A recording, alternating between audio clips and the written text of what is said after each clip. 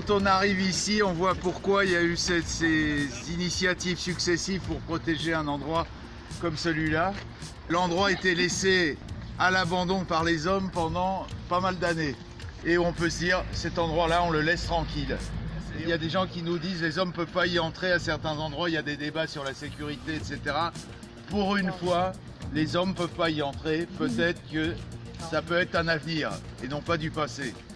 Et qu'on peut se dire, on laisse un endroit comme ça, tranquille, pour les oiseaux, pour les insectes, pour les arbres, pour la végétation. Et là, je m'adresse indirectement au département, à ceux qui sont en charge du site. Peut-être qu'ils feraient œuvre d'avenir en prenant en France la décision, pour une fois, de laisser un endroit tranquille qui est redevenu naturel.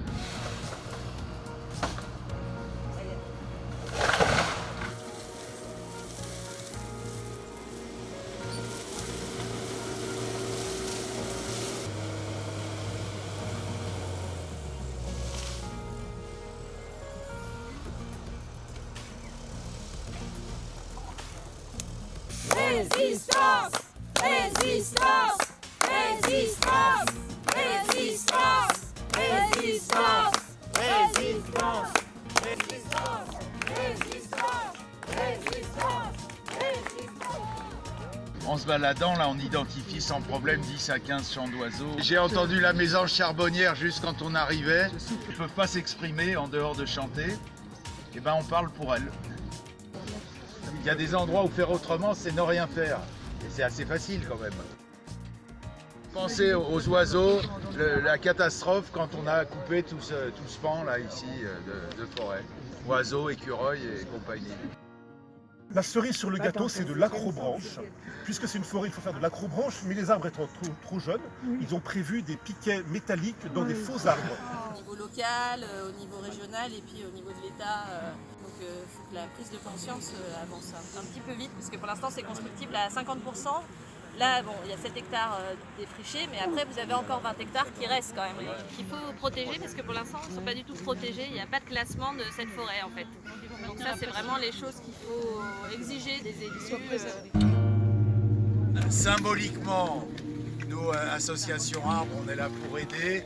On a un label Arbre remarquable de France, mais on ne peut pas l'attribuer là. Parce que quand on attribue le label, on le fait signer au propriétaire pour dire je m'engage à préserver.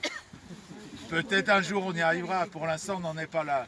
Donc on fait un certificat pour montrer l'importance du combat qui est mené ici. Alors pour nos amis ornithologistes, voilà, pour te féliciter du travail entrepris pour inventorier les oiseaux ici. Bravo. Bravo aussi pour Patrimoine et Environnement à Romainville, pour vous encourager à continuer cette lutte auquel on est extrêmement sensible. Environnement 93, c'est toi.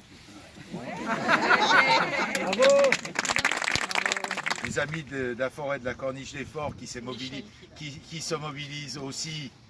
Nous, ce qu'on souhaite, c'est qu'il y ait le plus de monde possible qui se mobilise. Il n'y a pas de stars parmi les êtres humains.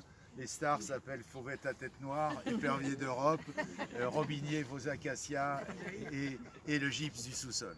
Bravo. Bravo.